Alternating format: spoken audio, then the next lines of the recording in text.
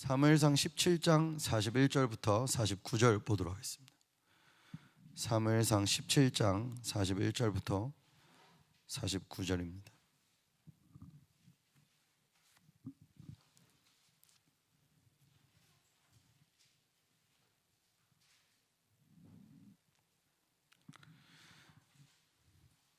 교도가도록 하겠습니다. 사무엘상 17장 41절부터 49절입니다. 교도하겠습니다. 블레셋 사람이 방패든 사람을 앞세우고 다윗에게로 점점 가까이 나아가니라.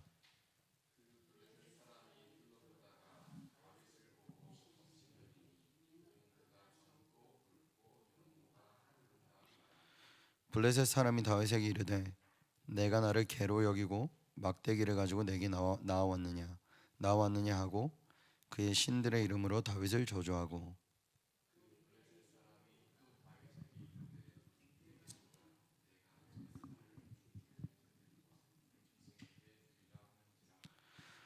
다윗이 블레셋 사람에게 이르되 너는 칼과 창과 단창으로 내게 나아오거니와 나는 만군의 여호와의 이름 곧 내가 모욕한 이스라엘 군대의 하나님의 이름으로 내게 나아가노라.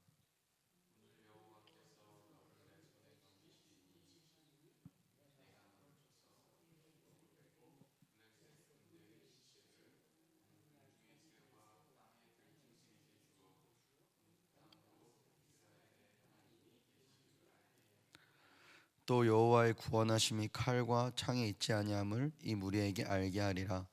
전쟁은 여호와께 속한 것인즉 그가 너희를 우리 손에 넘기시리라.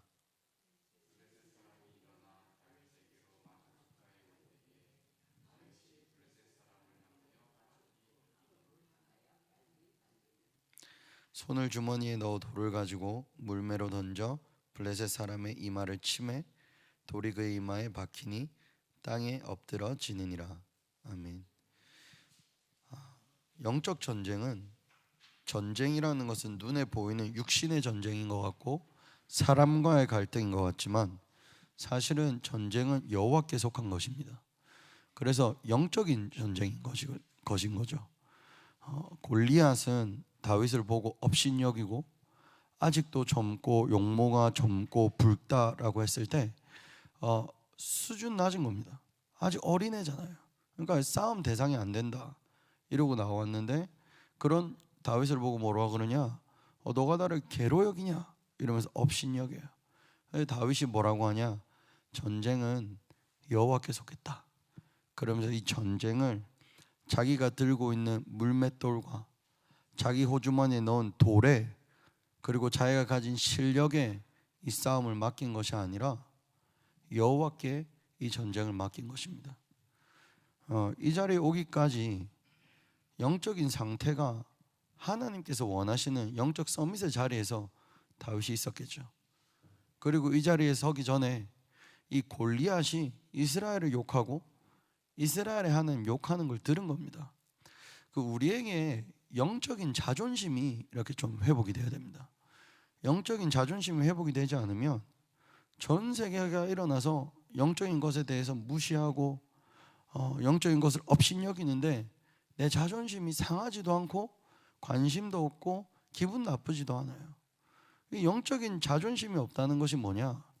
내가 예배를 실패하고 말씀이 안 들리고 기도가 되지 않고 전도가 되지 않는데 우리 후대에게 복음이 들어가지 않고 교회가 응답이 사라졌는데 아무 관심이 없는 거, 그 영적인 자존심을 잃어버린 것입니다. 모든 게 무너져 가고 있어요. 재앙이 닥치고 저주가 닥쳤는데 이 영적으로 자존심이 안 상해요. 왜냐? 내 할 바 아니라는 거죠. 시대가 무너지는 거 내 할 바 아니야. 내가 자존심 가지고 내가 상관 있는 건 하나밖에 없어. 뭐냐? 지금 내가 내 바벨탑을 쌓아서 대단해지는 거 하나밖에 없는 거예요. 차 타고 가다가 누가 나한테 욕하면 열받잖아요. 근데 영적인 것을 놓친 것에 대한 내 자존심이, 이 자존심이 육신적인 것은 누가 조금이라도 건드는 거 허락하지를 않는데 이 영적인 것에 대해서는 내 자존심이 너무 많이 허락하고 살아가요. 그래서 괜한 것에 고민하고 괜한 것을 질문하고 괜한 것에 불신앙도 하고 이런단 말입니다. 그 오늘 이 블레셋 사람 골리앗을 지금 다윗이 만나는 현장입니다. 이 현장이 어떤 현장이냐면, 블레셋은 누구의 가문에서 나온 사람이냐? 노아의 아들 중에 하나인 함의 가문에서 나온 자입니다. 이 함은 누구냐? 노아에게 아들이 있는데, 여러 명 있는데, 아들이 있는데 이 셈과 야벳이라는 아들이 있고, 그리고 함은 둘째입니다. 이 홍해가 아니고 홍수가 멈추고 나서 방주에서 내리고, 이들이 예배를 드리고 방주에서 내린 그 자리에서 하나님께서 노아에게 창세기 1장 27절 28절 언약을 그대로 회복하시거든요. 생육하고 번성하고 다스리라. 그러면서 그 자리에서 노아가 이제 농사를 짓기 시작합니다. 농사를 짓는데, 농사를 지은 것 중에 하나가 포도예요. 그 포도주를 만들어서 노아가 포도를 먹고 잠이 듭니다. 포도를 먹고 잠이 드는데 옷을 벗고 잠이 들어버린 거예요. 그럴 수 있지 않습니까? 이 스토리를 많이 들어보셨겠지만, 이 아버지가 취해서 옷도 안 입고 잠이 든 것을 보고 이것을 첫 번째 본 사람이 누구냐? 함이에요. 함. 이 함이 셋하고 야벳에게 가가지고 아빠가 옷을 벗고 잔다, 이거를 비꼬듯이 말했는지 아니면 걱정돼서 말했는지 그거는 모르겠지만, 우선은 함이 하지 않은 것은 부끄러움 가운데 있는 아버지를 지키지는 않았어요. 그래서 셋과 야벳이 그 이야기를 듣고 옷을 가져와서 아버지 하체에 덮고 아버지 그 하체를 쳐다보지도 않고 뒤로 물러가요. 그런 사건이 노아의 아들들 가운데 있었던 겁니다. 그래서 함이 노아에게 저주를 받습니다. 우리도 자녀를 키워보시면 알겠지만, 자녀가 아플 때 차라리 내가 아프면 좋겠다 이런 생각을 해보신 적 있을 겁니다. 그래서 함의 가문에서 노아에게 직접적으로 저주받은 아들이 누구냐? 가나안입니다. 가나안이 그래서 계속해서 어떤 땅이 되냐? 음란한 땅, 우상 숭배하는 땅, 죄악이 가득한 땅이 됩니다. 그곳에 누가 오시죠? 메시아 그리스도가 약속됐죠. 제가 그래서 이거를 질문을 해봤습니다. 아니, 예수님이 오실 땅이 없냐? 왜 이렇게 제일 더러운 땅에 오신다 했냐? 그때 당시 우리 RTS 교수님이 뭐라고 하시냐? 가장 죄악이 어두운 곳에 가장 은혜가 필요하기 때문이다, 이렇게 표현하시더라고요. 가나안의 운명이, 하나님께서 가나안의 운명을 이스라엘을 통해서 계속 바꾸려고 하십니다. 오실 메시아를 기다리게 하시고, 그리고 그리스도가 그 땅에 오시고 그 땅의 모든 저주와 재앙을 무너뜨리는 일을 이스라엘이 맡은 것이죠. 자, 그거는 이제 가나안에게 일어난 일이고, 그럼 가나안만 저주받았겠냐? 그 함의 영적 상태를 아들들이 또 받아가지 않았겠냐? 그 함의 아들들 중에 하나가 또 누구냐? 노아의 아들이 함이고, 함의 아들 중에 또 하나가 누구냐면 미스라임입니다. 미스라임은 애굽입니다. 그리고 미스라임의 또 아들이 있습니다. 미스라임의 아들이 있는데 그 사람의 이름은 가슬루힘입니다. 이름은 별로 중요하지 않기 때문에 외우지 않으셔도 되는데, 창세기 10장에 가슬루힘의 후손이 누구라고 나오냐? 블레셋이라고 나옵니다.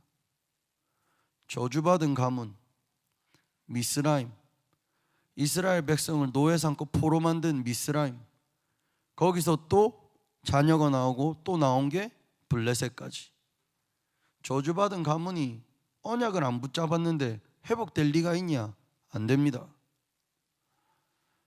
미스라임 애굽이잖아요. 초강대국입니다. 그것이 회복된 거냐? 아니라니까요.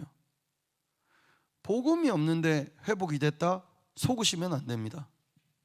영적인 눈으로 보실 수 있어야 됩니다.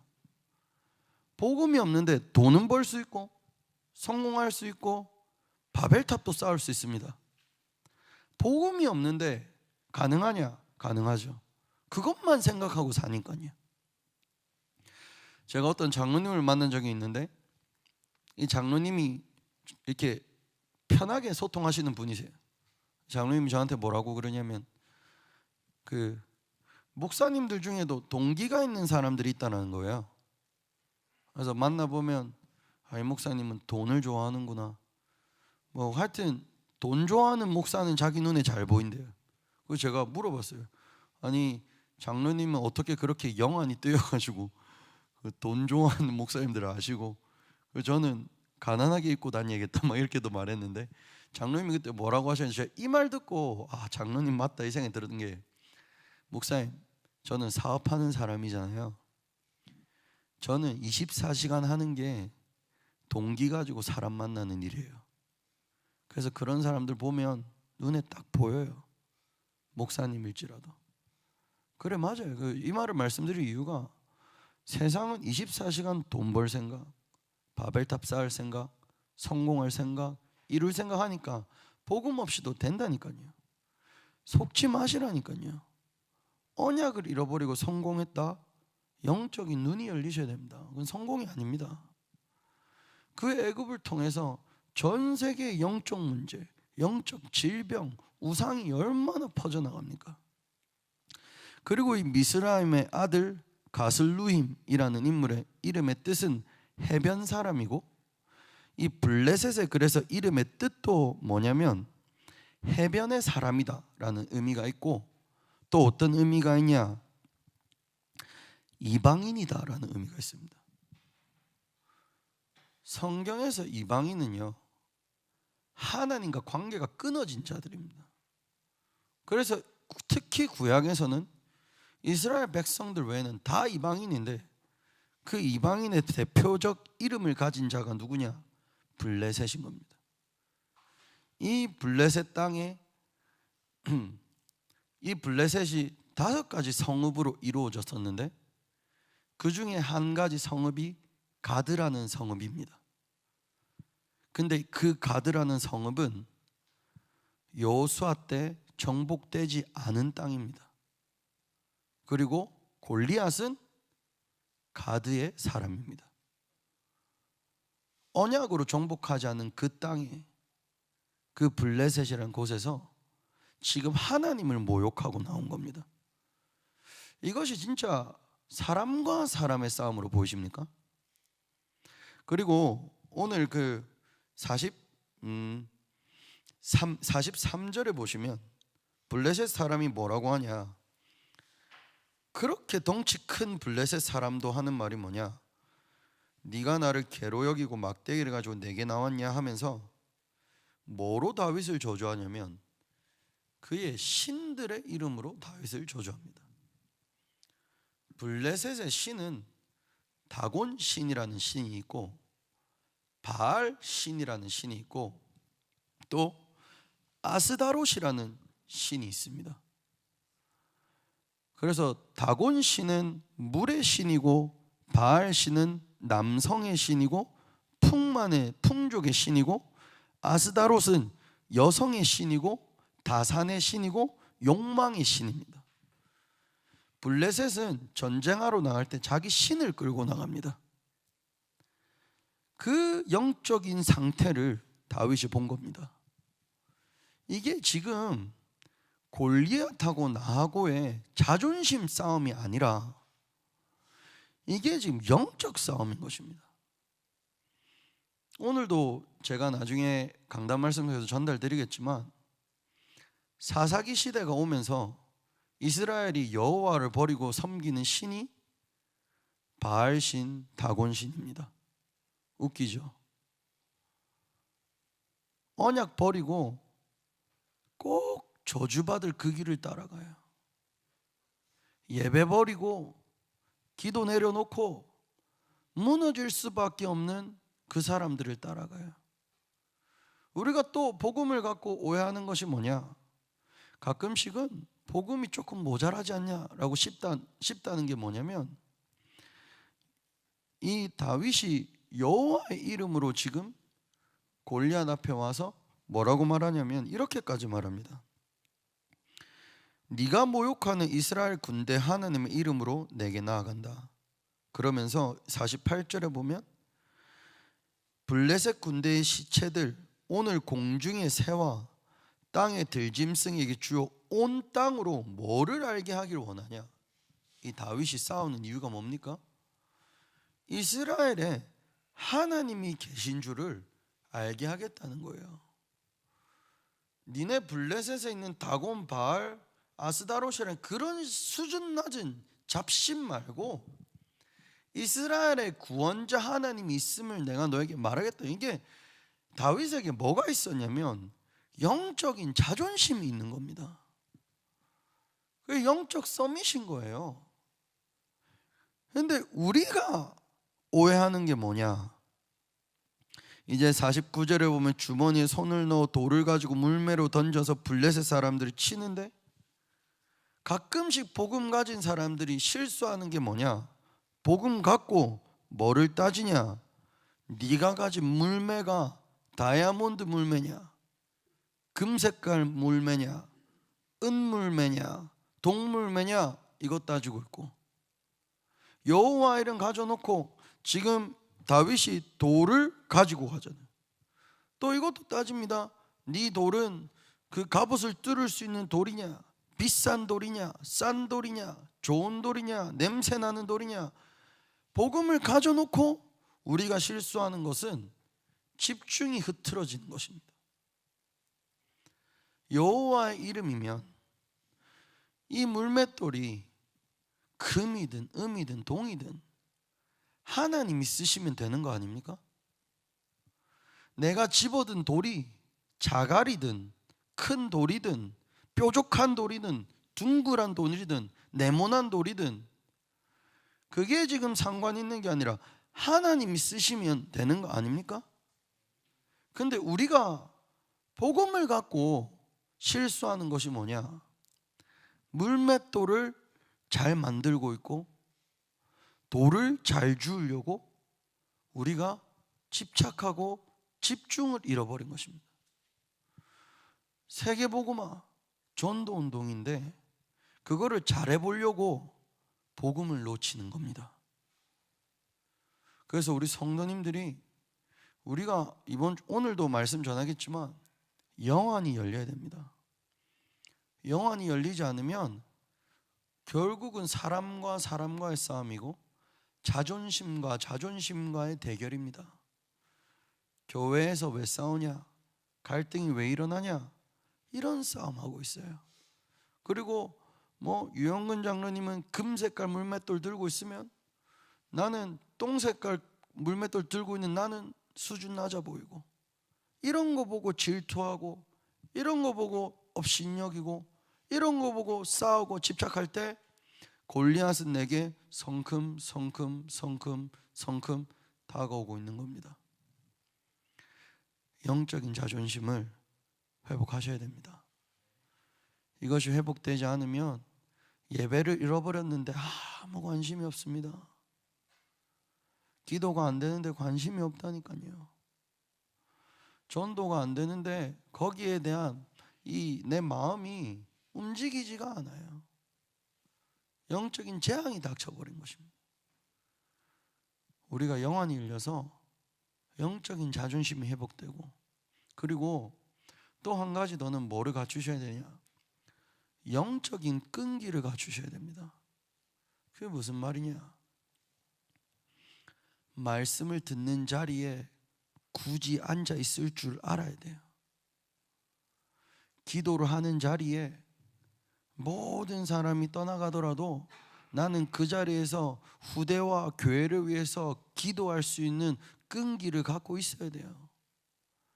아무도 전도하지 않더라도, 모두가 내 가정 가문을 포기하고 우리 현장을 포기할 때도 나는 하나님의 소원을 품고 기도하고 전도하겠다는 이 전도 운동에 대한 끈기, 사명과 천명, 소명, 사명이 우리에게 회복돼야 됩니다.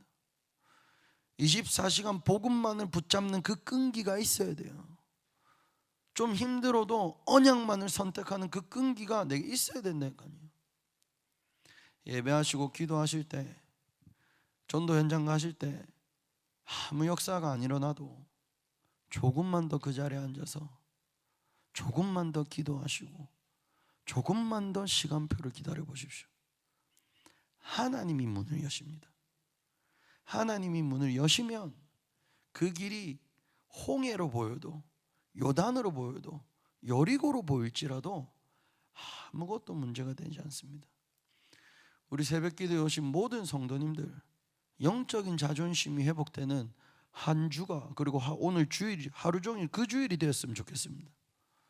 그리고 영적인 끈기를 회복시키시고 이거를 후대들에게 전달해 주십시오. 후대들이 얼마나 영적인 끈기가 없냐면 말씀 끝나고 찬양할, 기도할 때 일어서서 화장실 갑니다. 그거는 화장실 가고 싶어서 가는 게 아니라 영적인 끈기가 없는 겁니다. 축도까지 앉아 있을 수 있는 영적인 힘이 없다는 겁니다. 중간에 나가서 핸드폰 해야 되고, 중간에 일어서서 나가서 뭘 확인해야 되고, 중간에 일어나서 나가서 사업해야 되고, 중간에 일어나서 나가서 이거 해야 되고, 내 인생에 이런 예배에 대한 영적인 끈기와 영적인 자존심, 이거 회복되지 않으면 우리요, 골리앗, 이 짐승만도 못한 골리앗, 내가 믿는 하나님을 욕하는 골리앗 앞에 무릎 꿇습니다. 그래서 우리만이라도, 정말 이 자리에는 소수가 모여있지만 정말 소수만이라도 이 영적인 절대 망대를 세우는 사람들이 교회 곳곳에 일어난다면 하나님께서 교회의 문제는 복음으로 해결하실 줄 믿습니다. 교회 안의 갈등도 기도할 때 하나님께서 응답하실 줄 믿습니다. 현장에 하나님께서 예배하고 절대 망대를 세우신 이 성도님들 통해서 정말 많은 사람이 아니라 하나님께서 원하신 그 자리를 지키시는 한 성도님 한 성도님을 통해서 하나님께서 세계복음화를 반드시 성취하실 것입니다. 저희 교회는 세 가지 뜰에 주역된 교회입니다. 믿으십니까? 세 가지 뜰이 성공하는 길은 좋은 프로그램, 대단한 선생, 훌륭한 장소, 대단한 그리고 장비 아니라 복음입니다. 복음 있으면 하나님께서 사람을 모으시고 하나님께서 사람을 세우시고, 누구를 세워야 되냐? 복음 없으면 그 고민만 하는데 복음 있으면 하나님이 그 사람을 세우십니다. 그 사람이 조금 모자란데 세워놨는데 복음이 그 사람을 세워요. 이 체험을 해봐야 됩니다. 교회에서는 완벽한 사람이 일을 하는 게 아닙니다. 하나님께서 부른 모든 성도는 하나님께서 복음으로 세우십니다. 복음으로 도전케 하시고 복음으로 영역과 지력, 체력, 경제력, 인력을 주셔서 복음을 위해 헌신할 수밖에 없는 사람으로 하나님께서 만들어 가십니다. 이번 주에 두 사람이 저한테 똑같은 얘기를 했습니다. 두 사람, 이거는 말로 형용할 수 없는 어마어마한 것이야 라고 말했는데, 첫 번째 사람은 이클립스를 보고 말했고 개기일식을 보고 표현할 수가 없대요. 두 번째 사람은 예수가 그리스도라는 복음을 듣고 이거는 말로 표현할 수가 없대요. 그 개기일식을 본 사람이 이렇게 말로 표현하지 못한다 할 때 그 감동과 감격도 어마어마했거든요. 근데 이 그리스도를 깨달았다 했을 때 이 사람의 표정도 제가 봤어. 둘 다 표정을 봤어요. 둘 다 표정이 똑같아요. 제가 그걸 보면서 느낀 게 뭐냐, 개기일식만큼 예수가 그리스도는 복음 어마어마하구나. 그리고 하나 더 깨달은 거, 그것보다 복음이 더 위대하구나. 영적인 거, 영적인 자존심, 이거 놓치시면 안 됩니다. 우상숭배는 버리십시오. 그거 잃어버리면 못 볼 것 같은데 우상 숭배는 버리십시오. 그래서 오늘 전달드릴 강단 말씀은 그겁니다. 내게 있는 우상, 가정과 가문의 운명을 바꾸는, 운명을 무너뜨렸던 그 우상 버리고 영적인 자존심, 영적인 끈기, 영적인 힘, 하나님의 절대 망대, 그것을 세우시는 하루 한 주가 되었으면 좋겠습니다. 우리 말씀 붙잡고 함께 기도한 시간 갖도록 하겠습니다. 하나님 아버지 감사드립니다.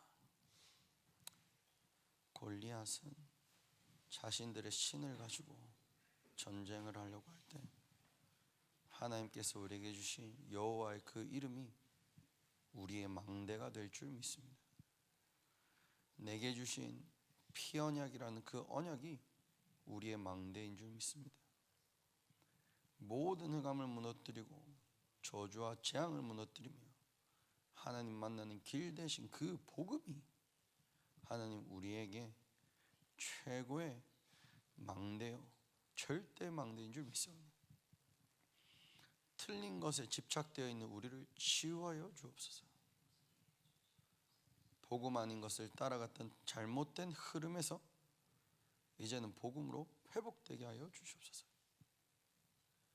가정과 가문의 운명을 바꾸는 영적인 자존심과 영적인 끈기가 회복되게 해주십니다.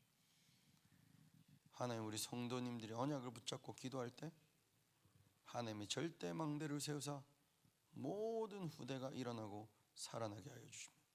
교회가 치유되고 현장이 살아나게 하여 주십시오.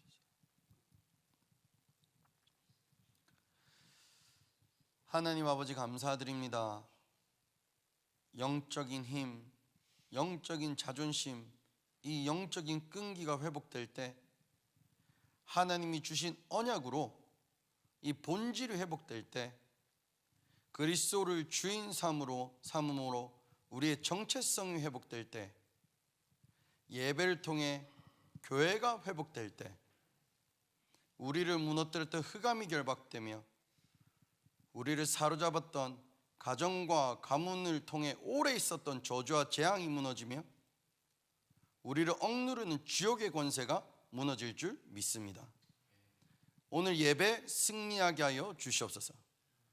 하나님의 말씀이 들림으로 언약으로 영적 전쟁에 승리하는 날이 되게 하여 주시옵소서. 기도하게 하여 주시옵소서. 아무도 기도하지 않더라도 쉬지 않고 기도하는 영적 비밀을 체험케 하여 주시옵소서. 하나님, 복음을 붙잡는 힘을 주셔서 40주 40야를 가더라도 피곤치 않으며 7천 제자를 찾아내는 성국장로교회가 되게 하여 주시옵소서. 우리 주기도문으로 예배 마치도록 하겠습니다. 하늘에 계신 우리 아버지여, 이름이 거룩히 여김을 받으시오며 나라의 마옵시며 뜻이 하늘에서 이루어진 것 같이 땅에서도 이루어지리라. 오늘날 우리에게 일용할 양식을 주옵시고 우리가 우리에게 죄진 자를 사하여 준 것 같이 우리 죄를 사하여 주옵시고 우리를 시험에 들게 하지 마옵시고 다만 악에서 구하옵소서. 대개 나라와 권세와 영광이 아버지께 영원히 있사옵나이다. 아멘.